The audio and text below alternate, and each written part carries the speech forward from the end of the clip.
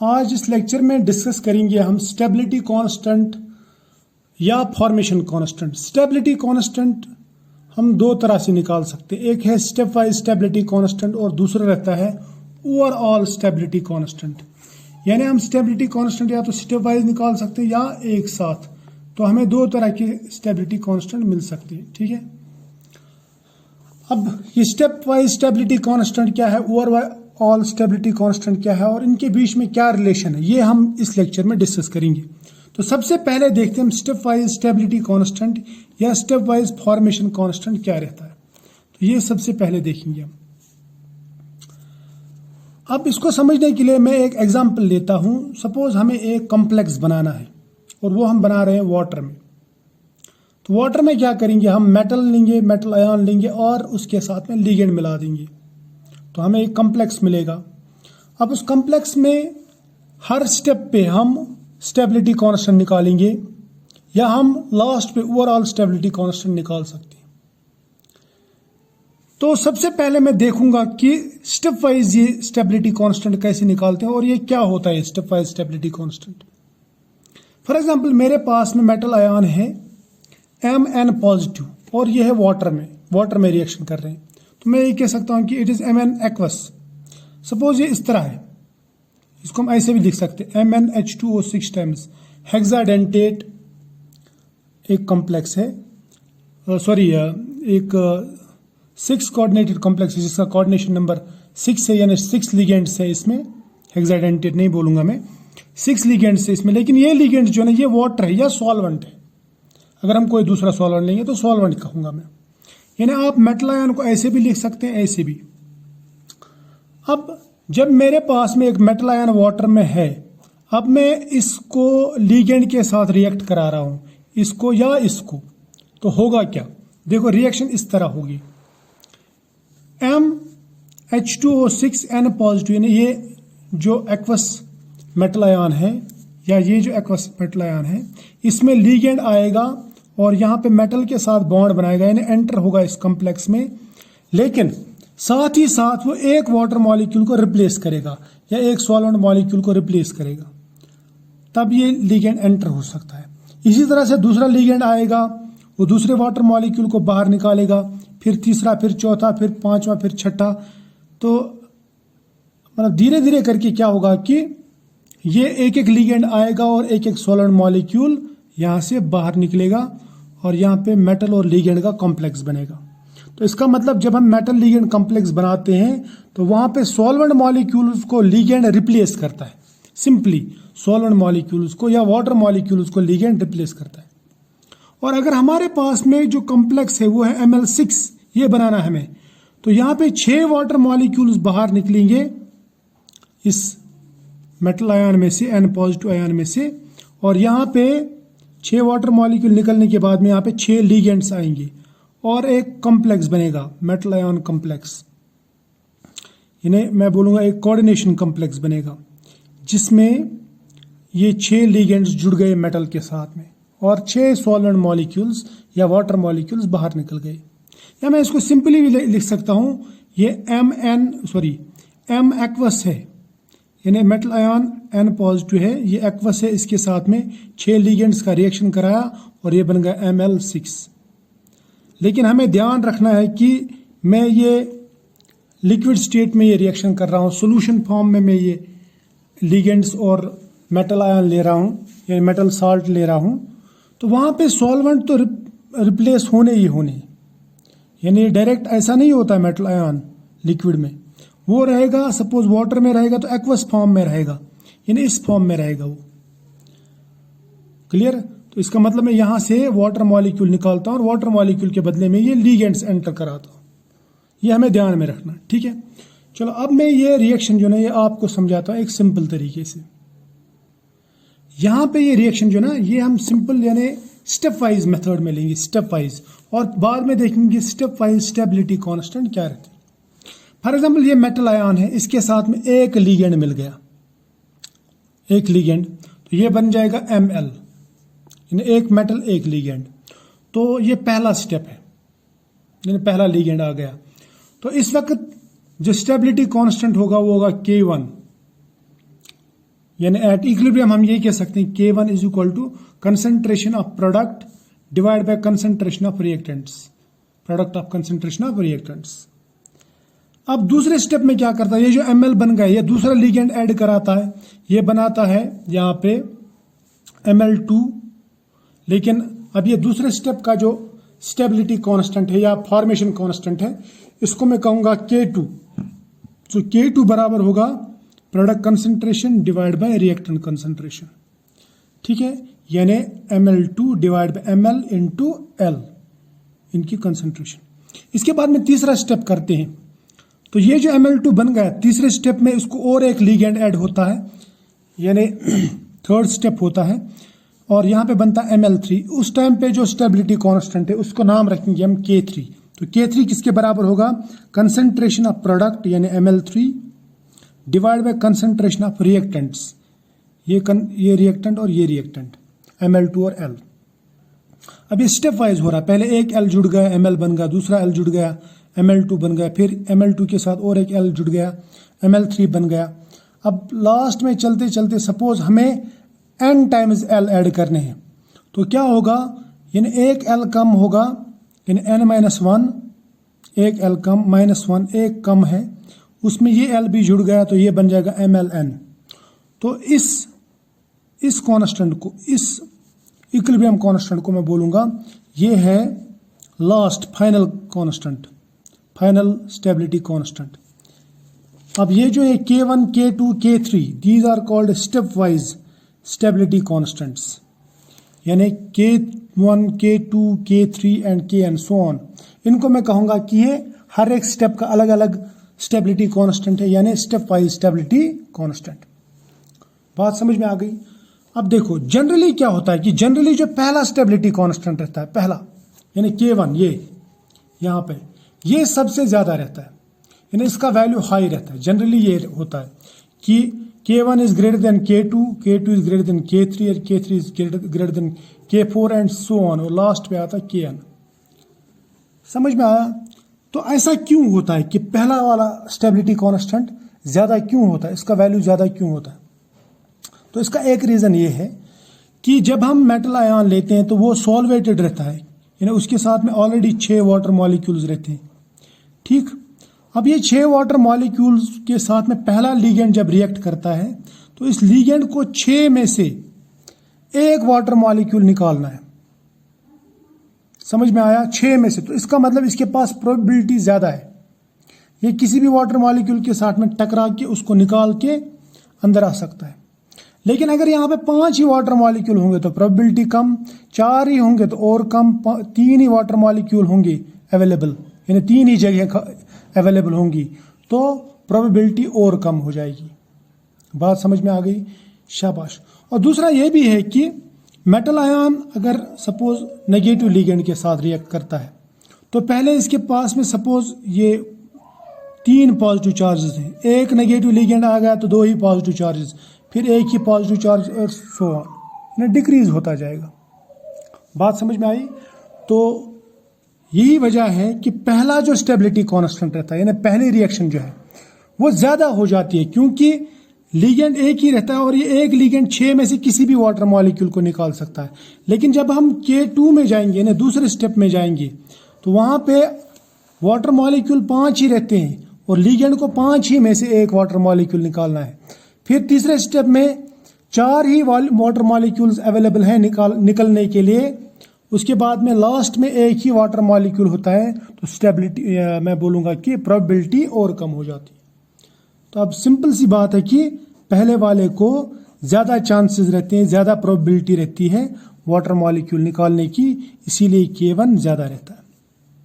लेकिन इसमें भी एक्सेप्शंस हैं, exceptions are there, exceptions are there. For example मैं आपको एक कॉम्प्लेक्स दिखाता हूं, ये कॉम्प्लेक्स नेक्स्ट पेज पे, ये देखिए ये कॉम्प्लेक्स हम कैडमियम लेते हैं, एक्वस कैडमियम।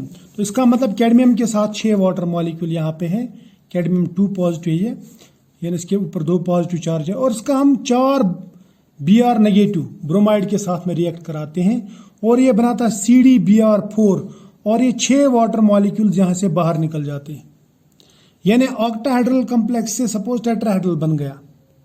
यानी सिक्स कोऑर्डिनेटेड कॉम्प्लेक्स से 4 कोऑर्डिनेटेड कॉम्प्लेक्स बन गया, तो कोऑर्डिनेशन नंबर यहां पे कम हो जाता है। क्लियर? इस चीज को अगर हम स्टेप वाइज करेंगे तो कैसा होगा?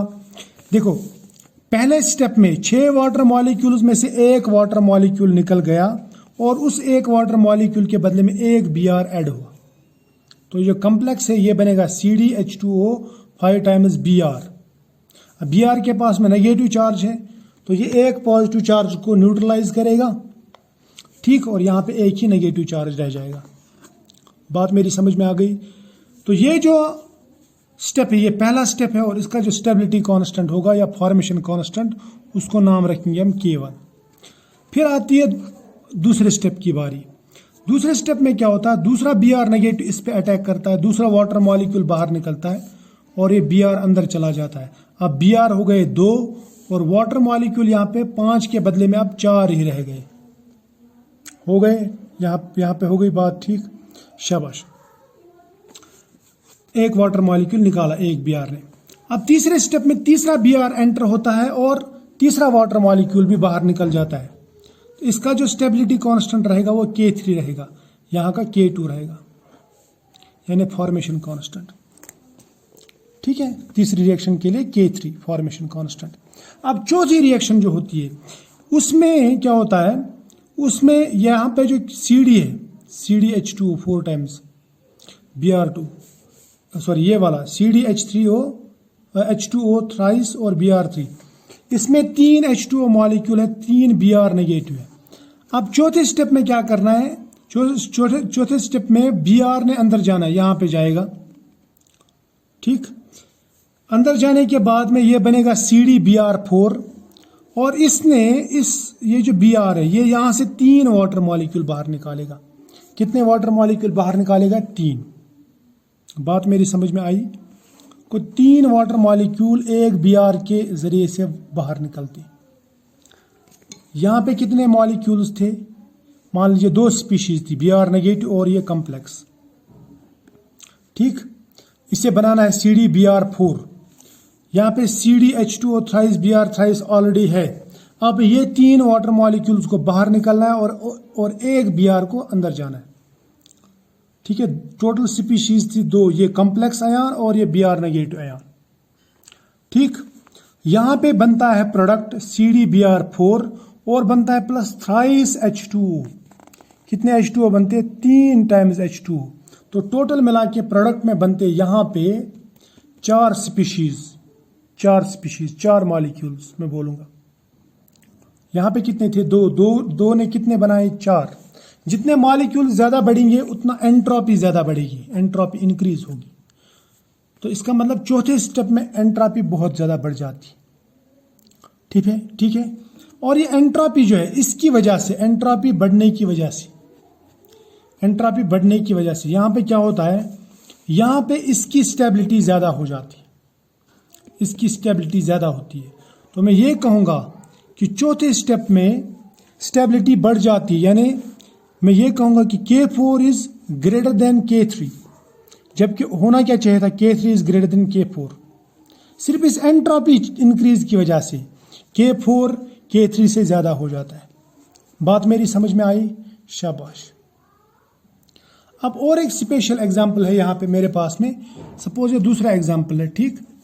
यहाँ पे हेक्सा एक्वो आयरन है, आयरन 2 पॉजिटिव। इसका रिएक्शन कराता हूं मैं फिनैंथ्रोलीन के साथ में। फिनैंथ्रोलीन बाइडेंटेट लिगेंड है, यानी इसके 2 दांत हैं, ये इसका कोऑर्डिनेशन नंबर 2 है, यानी ये 2 डोनर एटम से मेटल के साथ में कोऑर्डिनेट कर सकता है।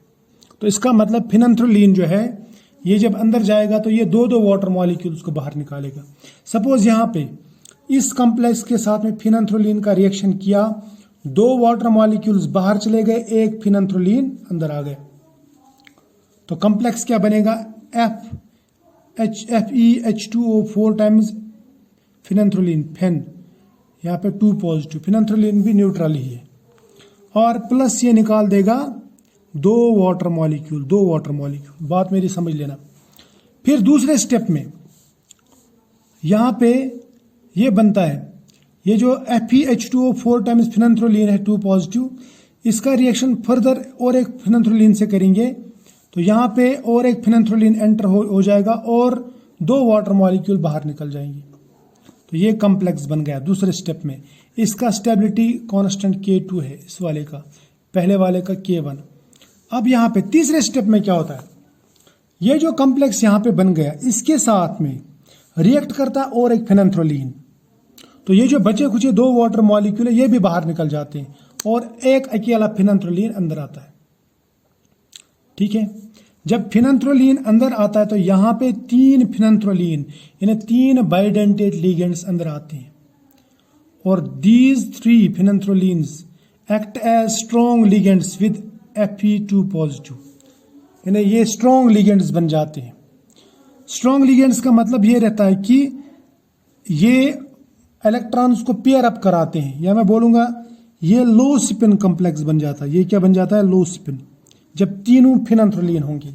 जबकि ये वाला जो कॉम्प्लेक्स है, ये वाला, ये है हाई स्पिन कॉम्प्लेक्स, यानी इसमें इलेक्ट्रॉन्स पेयर अप नहीं होते, या इसमें इलेक्ट्रॉन्स पेयर अप नहीं होते। समझ में आया? यानी जब हम K3 से K2 की तरफ गए तो हमें अचानक से मैग्नेटिक मूवमेंट में चेंज दिख गई। अचानक से यहाँ पे आयरन के जो इलेक्ट्रॉन्स है, डी इलेक्ट्रॉन्स, वो पेयर अप हो गए और यहाँ पे लो स्पिन कॉम्प्लेक्स बन गया। तो low spin complexes are more stable than high spin complexes. तो इसका मतलब इसके कंपैरिजन में ये वाला कॉम्प्लेक्स ज्यादा स्टेबल है। तो मैं कहूंगा फिर K3 जो होगा, K3 K2 से ज्यादा होगा, यानी इसका स्टेबिलिटी कांस्टेंट तीसरी रिएक्शन का, यानी थर्ड स्टेबिलिटी कांस्टेंट K3, ये K2 से ज्यादा होगा। अब अगर मैं कंपैरिजन करूं K1 और K2 का, तो यहां पे तो ऐसा चेंज नहीं आ रहा, यहां पे वैसे नॉर्मल जो जनरल हम लेते हैं ना वही। तो यहां पे K1 is greater than K2 होगा, बट यहां पे जो होगा, यहां पे K3 ग्रेटर देन K2 होगा, यानी K1 is greater than K2 as usual, but K3 is greater than K2, या मैं कहूंगा K2 जो है वो K3 से लेस हो जाता है। और ये क्यों होता है? ये इसलिए होता है क्योंकि यहां पे हम from high spin to low spin जाते हैं। समझ में है ना? होना क्या चाहिए था, K2 K3 से ज्यादा होना चाहिए था जनरली, मगर यहां पे उल्टा है, K3 is greater than K2 and that is because of this change from high spin, ये हाई स्पिन कॉम्प्लेक्स है, to low spin complex, high spin to low spin complex, या high spin to low spin complex. बात मेरी समझ में आई? शाबाश। तो ये थी कुछ एक्सेप्शंस। अब हम लेते हैं ओवरऑल फॉर्मेशन कांस्टेंट। क्या होता है overall formation constant? Overall formation constant का मतलब ये रहता है कि हम एक साथ पूरा देखते हैं, यानी जितने भी लिगेंड मिल गए और एक मेटल के साथ मिल गए, जो फाइनल कॉम्प्लेक्स बनता है हमें, उसका जो कांस्टेंट रहता है, स्टेबिलिटी कांस्टेंट या फॉर्मेशन कांस्टेंट, उसी को कहते हैं हम ओवरऑल फॉर्मेशन कांस्टेंट या overall stability constant. For example, मेरे पास में एक मेटल आयन है और एक लिगेंड है, ये दोनों मिल गए और ये बनाते हैं एक कॉम्प्लेक्स Ml। तो इसका जो ओवरऑल फॉर्मेशन कांस्टेंट है, ये पहला कॉम्प्लेक्स है, इसका ओवरऑल फॉर्मेशन कांस्टेंट क्या होगा? इसका ओवरऑल फॉर्मेशन कांस्टेंट होगा B1, है ना, equal to product concentration divide by reactant concentration, यानी concentration of M into concentration of L। समझ में आई बात? अब सपोज दूसरी रिएक्शन कर रहे हैं, वहां पे हम एक मेटल के साथ में 2 लिगेंड्स मिला रहे हैं, ये एक साथ मिल रहे हैं, यानी मेटल और 2 लिगेंड्स मिलके एक कॉम्प्लेक्स बन गया Ml2। ठीक है, स्टेप वाइज में क्या करते थे, पहले M के साथ L Ml बनता था, फिर Ml के साथ में और एक L Ml2 बनता था, फिर Ml2 के साथ में और एक L Ml3 बनता था। यहां पे ऐसा नहीं है, यहां पे जितने भी लिगेंड्स हैं सब एक साथ मिलते हैं। जैसे यहां पे 2 लिगेंड है तो दोनों लिगेंड एंटर हो गए एक साथ। अब इसका जो स्टेबिलिटी कांस्टेंट होगा, स्टेबिलिटी कांस्टेंट यानी β2, ठीक है, β2, इसको मैं बोलूंगा β2 is equal to Ml2 divide by, यानी product concentration divide by reactant concentration, divide by लिखेंगे concentration of M into concentration of L raised power stoichiometric coefficient. वही मैंने यहां पे लिखा, यानी Ml2 concentration of Ml2 divided by concentration of M into concentration of L raised power 2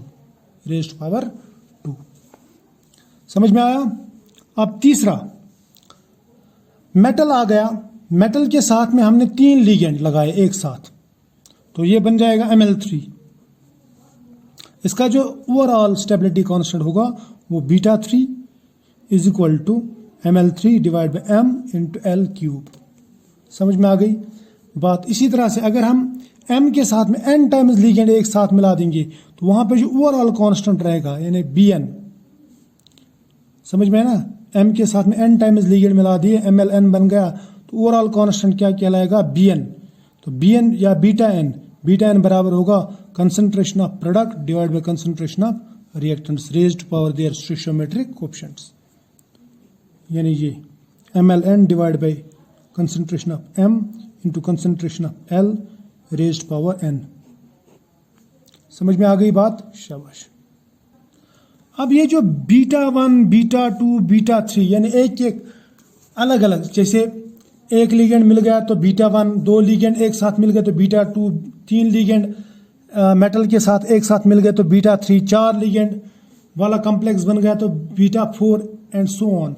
इसको हम कहते हैं ओवरऑल स्टेबिलिटी कांस्टेंट या ओवरऑल क्या कहते हैं इसको, formation constant, overall formation constant,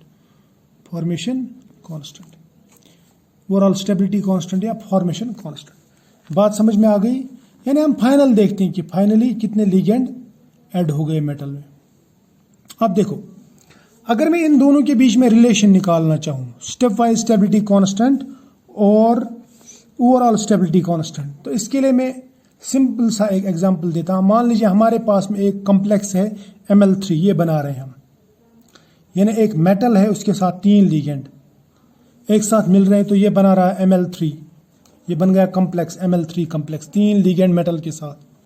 तो इसका जो ओवरऑल स्टेबिलिटी कांस्टेंट होगा वो होगा β3।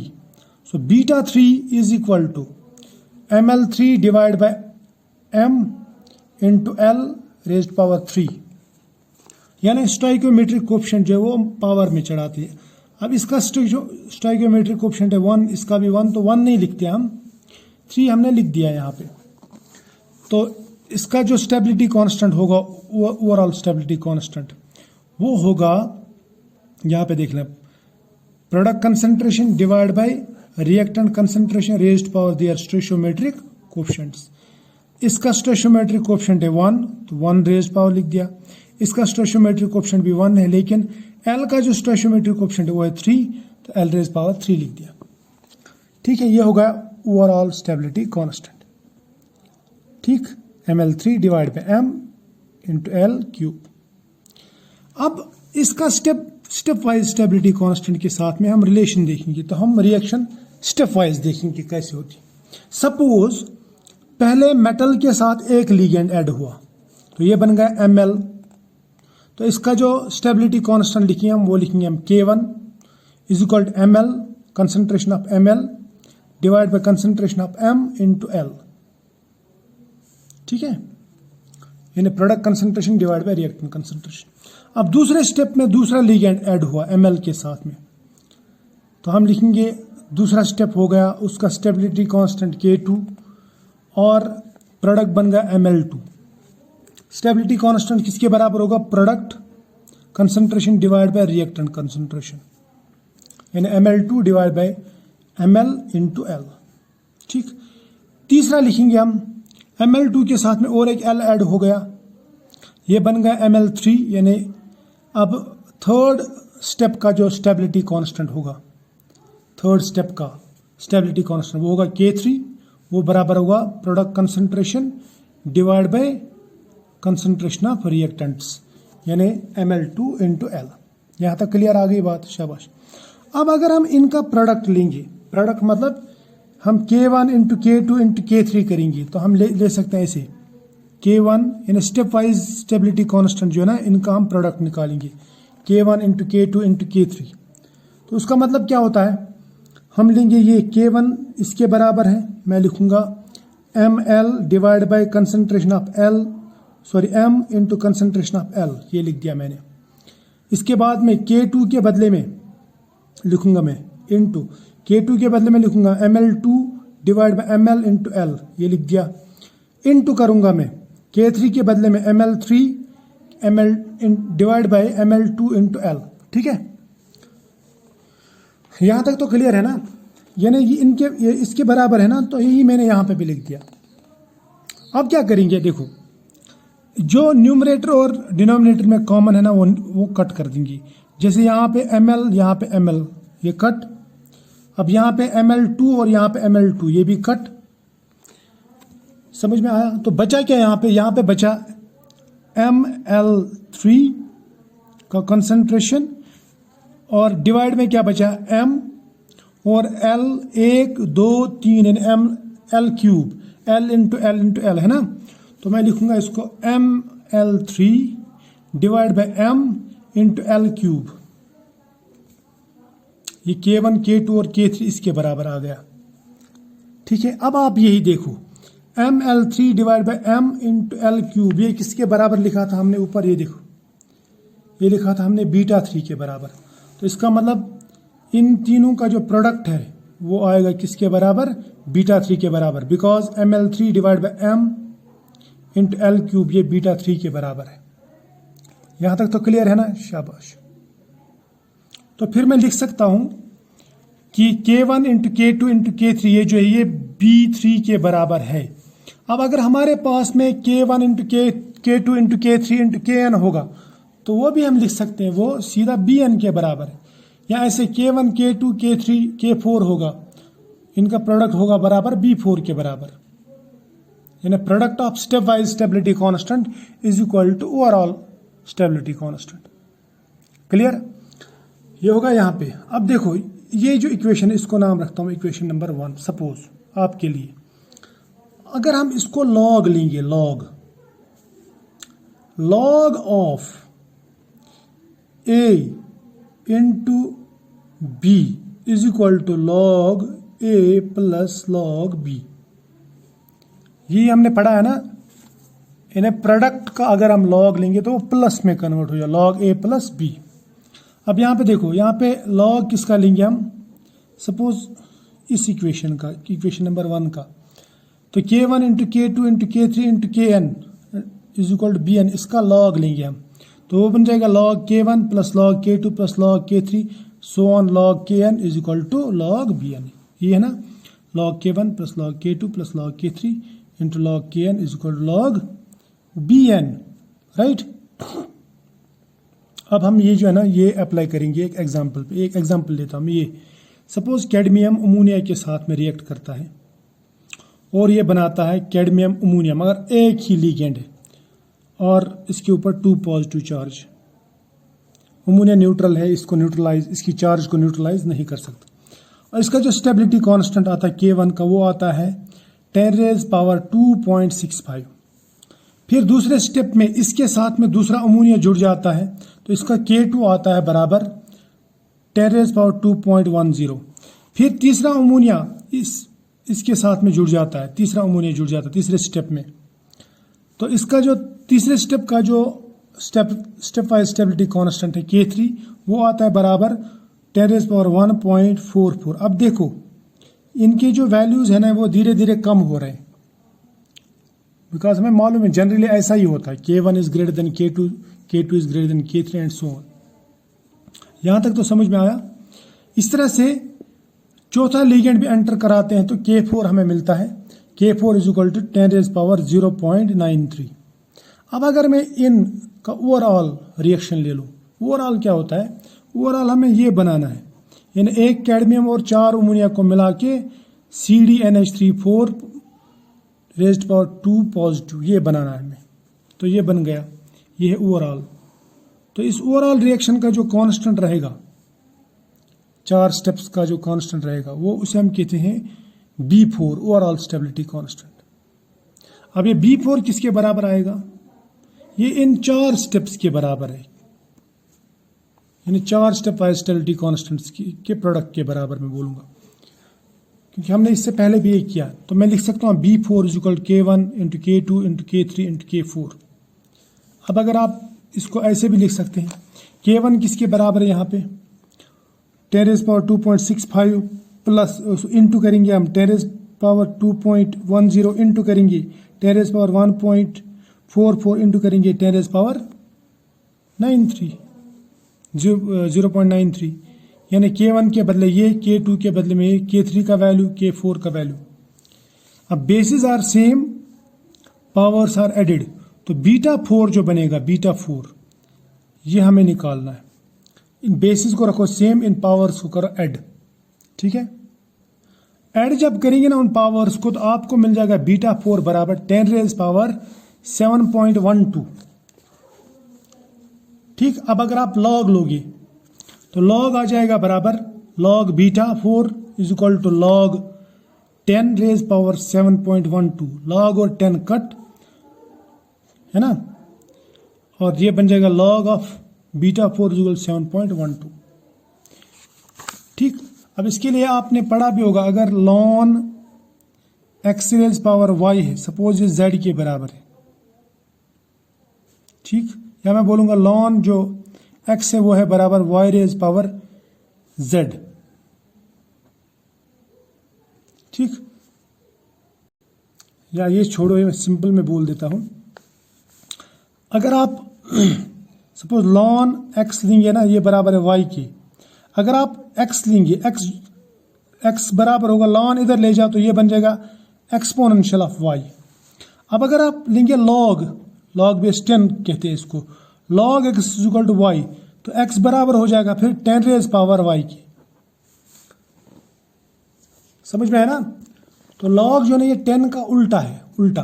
अब अगर log और 10 रेज पावर साथ में लेंगे तो ये कट हो जाता है, तो ये बन जाता है 7.12, तो ये आपको फाइनल वैल्यू आता है। तो इस तरह से हम ओवरऑल स्टेबिलिटी कांस्टेंट और स्टेप वाइज स्टेबिलिटी कांस्टेंट निकालते हैं, और ये इनके बीच में रिलेशन। तो आई होप ये आपको समझ में आया होगा।